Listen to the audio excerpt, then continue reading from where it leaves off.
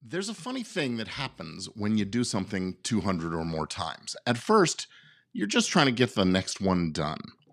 But then, pretty soon, the next episode, the next outline, all of that, the next little technical mastery, all that stuff eats 45 minutes of your life and whatever. And then somewhere along the way, you look up and you realize this thing you've been making week after week is no longer just pieces of content.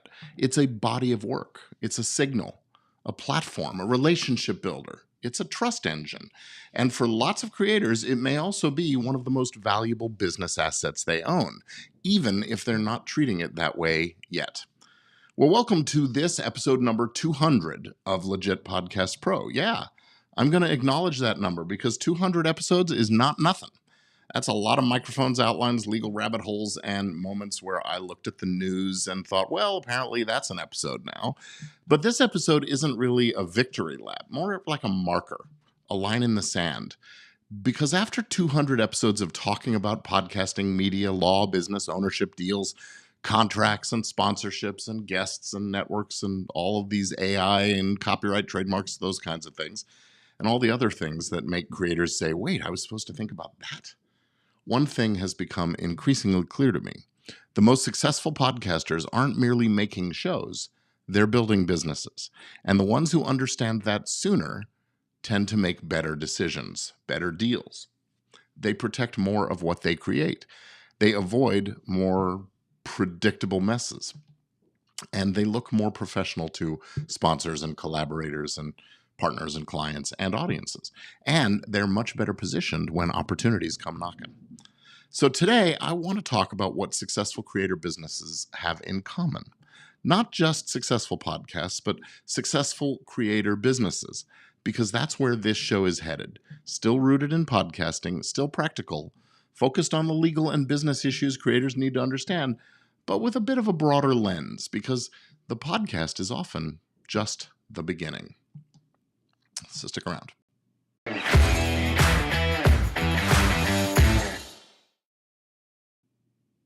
All right, let's start with a simple idea. A podcast is rarely just a podcast. Sometimes, yeah, it is, of course. Sometimes it's a hobby or a passion project or a creative outlet or just a way for friends to get together and do something fun together, or maybe it's a way to serve a small community. And there is absolutely nothing wrong with that. Not everything has to scale. Not everything has to be optimized, monetized, systematized, repurposed, or jammed into a funnel with 14 automations and a spreadsheet that looks like air traffic control. Sometimes it's just a show. But for lots of people listening to this, that is not the whole story. Your podcast may also be about building authority, attracting clients, creating relationships. It might be opening doors to sponsors, partners, affiliates, speaking opportunities, courses, memberships, communities, consulting, licensing. It might be making your audience feel like they know you a bit before they ever talk to you. And it may be creating a library of intellectual property. In fact, I'm sure it's doing that. It might be making your name, your voice, your ideas, and your format, and your point of view, and your brand more valuable. So it's not just content. That is business infrastructure. And once you start seeing it that way, your decisions will start to change, and you'll stop asking only, well, what should this week's episode be about? You start asking better questions like, what am I building here? What assets are there? Who owns them? What kinds of relationships am I forming and promises am I making? What are the revenue opportunities that are connected to this? And what would break if this were to get bigger? Most importantly, you're asking, am I treating this like a real business asset, or am I still treating it like a side project that happens to have an upload schedule? Well, that question matters because a lot of creator problems don't come from bad intent or even neglect. They come from success arriving before the structure does. The show grows, the audience grows, money starts showing up, collaborators want clarity, sponsors want rights, networks want control, guests want changes, co-hosts want a bigger share, and platforms sometimes change the rules. And suddenly the creator says, whoa, how did all this get so complicated? And the honest answer is, it was always that complicated. It just hadn't become obvious yet. After 200 episodes, here's one of the biggest lessons that I've learned. The creator business problems that look sudden usually aren't. They usually come from early decisions that were never revisited or maybe not even ever made. A co host relationship starts with enthusiasm, but there's no contract. Well, that turns into problems. A show name that sounded great but never was cleared or protected. A guest interview recorded without using a release. A sponsored deal accepted without really understanding the scope of the rights that were being granted. Maybe it's a producer relationship based on, well, we'll figure it out later, or a network deal where the creator didn't fully understand who controls the feed, the back catalog, the ad inventory, and so on. These are not exotic or esoteric problems. They are ordinary problems, predictable. The kinds of problems that show up when creative people build momentum without pausing long enough to put the business foundation underneath. I totally get it. Nobody starts out a podcast because they're excited to write up a collaborator agreement. Very few people wake up and say, you know what would be really good to light me up today? Careful look at indemnity language. And if that is you, call me. We might be related. But legal and business structure is not there to ruin the fun. It's there to protect the fun, to protect the creative work, the relationships, the brand, and yeah, protect the revenue and the opportunity. It protects the thing you are building before that thing becomes big enough for people to fight over. Because that's often when these issues arise and surface. Not when the show is small, it's when it starts to matter. So, what do successful creator businesses have in common? Well, first, they understand what they own. That sounds basic, but it's one of the biggest fault lines in this world. Who owns the show, the name, the recordings, the edited episodes, the clips? And who owns the YouTube channel? Who owns that RSS feed? That's the access to the audience, right? Who owns the show format? What about the list, the email list, the audience list? Who owns the courses or membership or products that grew out of the show? And who owns the content if one of the co-hosts leaves? Or if a producer or designer or a contractor was involved in creating a part of it in the first place? Not theoretical questions. These are the questions that determine whether you control your own business. Successful creator businesses don't just assume the answers. What they do is they document them. They get it in writing, clarify the rights.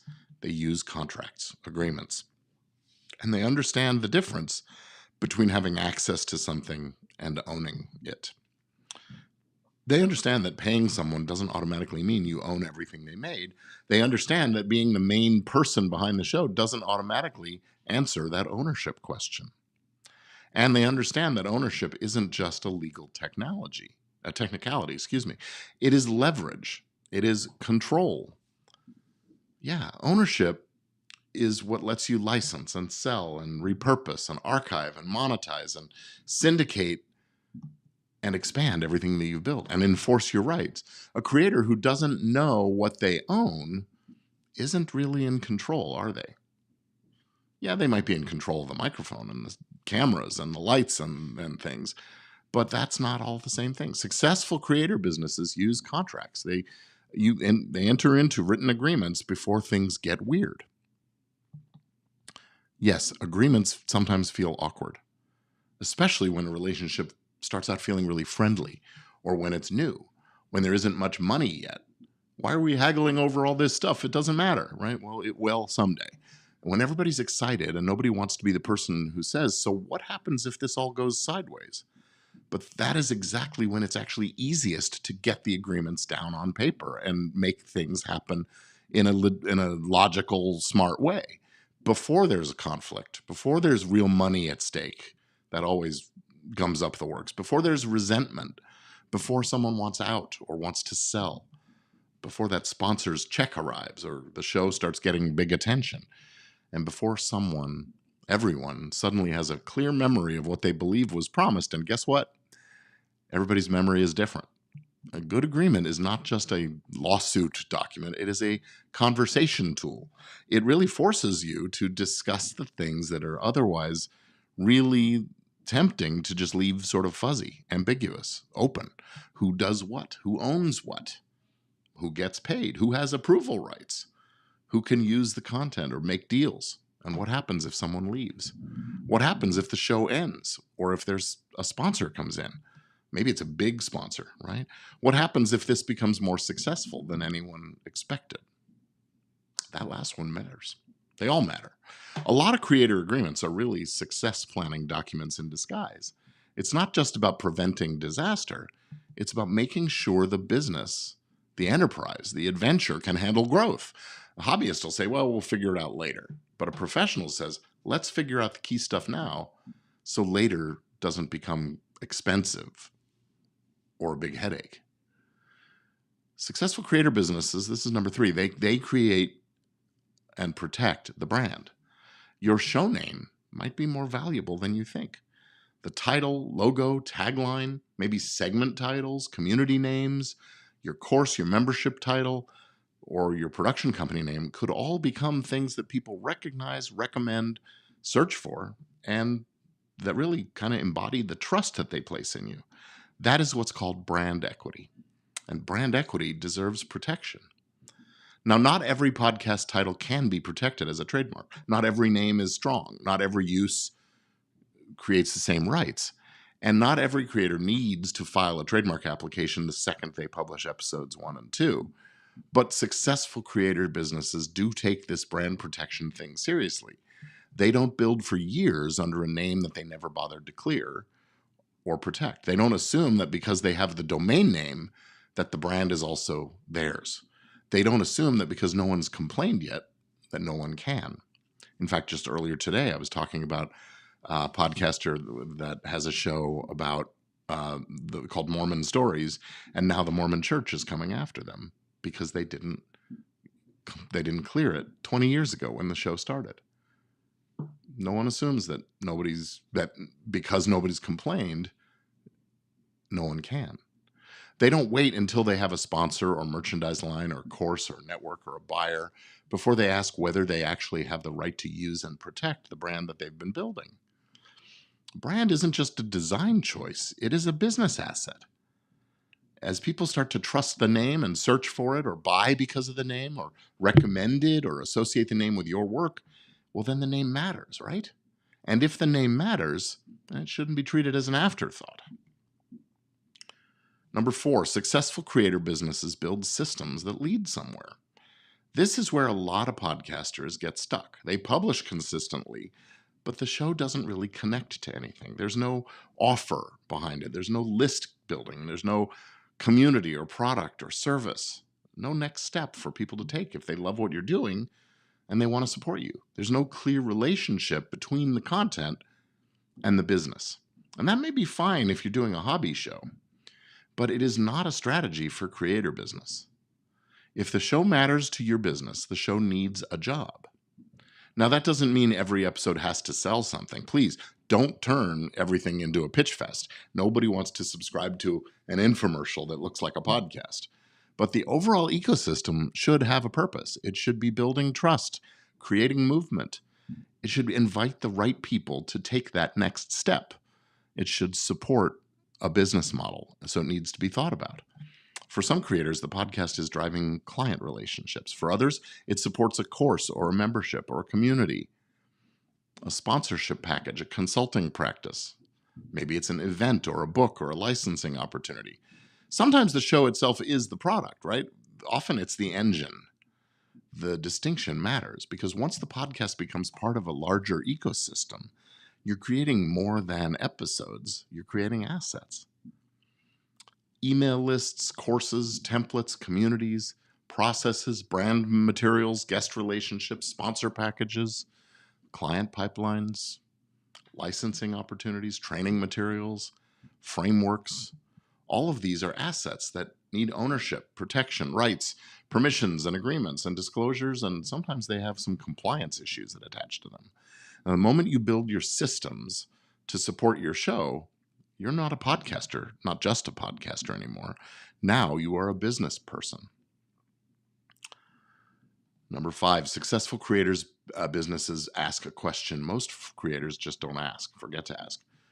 What happens if this works? Not what happens if it fails. Creators worry about that all the time. What if nobody listens, or the episode flops, or the launch doesn't work, or the sponsor says no? All of those are very real, very legitimate concerns. But legally and structurally, the more interesting question is, what happens if it works? What happens if the show grows?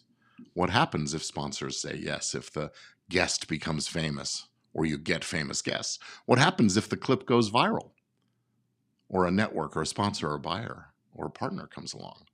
What happens if your co-host wants out after the show has some value? What happens if your course takes off, or a competitor copies your format or brand? Growth doesn't eliminate risk. It just changes the kind of risk that you may face. And that's why this creator business mindset really matters. It's not a question of just, how do I make this bigger? It's, can the structure support the success I'm trying to create? And if the answer to that is no, or not yet, then bigger may just mean more fragile, more visible, more complicated, more expensive to fix later on. So what does all this mean for this show, Legit Podcast Pro? Well, this is still about podcasting, but not exclusively podcasting, and not only in the narrow sense of mics and platforms and episode formats and downloads and copyrights and trademarks and contracts. This show is for podcasters that are building something bigger. It's for creators that are starting to realize that their content is more and it's connected to a business. It's for media entrepreneurs and production companies, podcast networks, consultants, experts, educators, coaches, and creator-led companies that use content to build trust, generate revenue, and create intellectual property that opens doors. We will still be talking about podcast guest releases and sponsorship agreements and copyrights, trademarks, fair use, music, contracts, defamation, privacy, and all the legal issues that affect podcasters. But we are going to keep asking a bigger question. What's the business that's being built behind the content? Because that's where the real value is. It's not just in the episode. It's in the ecosystem. Not just in the download. It's in the relationship. It's not just in the audience. It's in all these assets. And not just in the content, but in the business. Because that's the shift. For a long time, we creators were encouraged to think like publishers, like influencers, then like media brands. Now the serious ones really need to think like business owners. Not in the joyless corporate spreadsheet first kind of a way, but in a clear-eyed, I'm building something valuable and I'd better know how it works kind of way. That means knowing what it is you own, what it is you're licensing, and who has rights, and how the money flows, and what promises you might have made.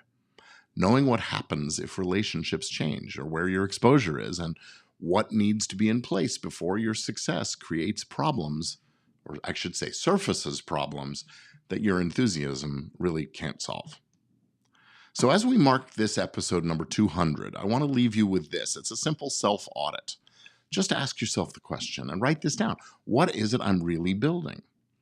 Is the show a hobby or a marketing channel or a media property or a client acquisition tool or a community platform or a course engine, a sponsorship vehicle, a networking strategy, the beginning of something larger? Write your answer down. What assets have I created? Here's the laundry list of things that you should think about. The name, logo, the episode content itself, the clips that can be drawn from it, all the repurposing, right? The transcripts, the guest relationships, the audience and the email list, the frameworks. What are the offers and the systems? And do I know who owns all of those assets? Do I have all the agreements, the contracts in place that I might need?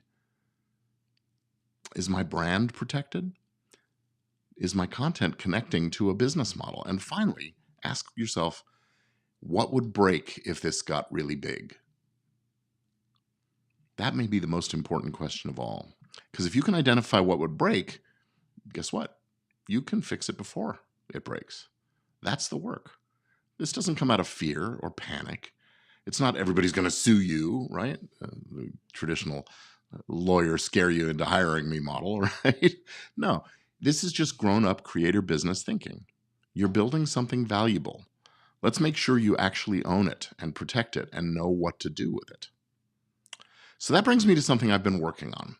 I'm developing a new resource called the Creator Business Protection Blueprint. I expect to have it out in a week or two. A practical framework to help podcasters and creator business owners identify what's protected, what's vulnerable, and what needs attention next. Like I said, it's still in development, but it's coming soon.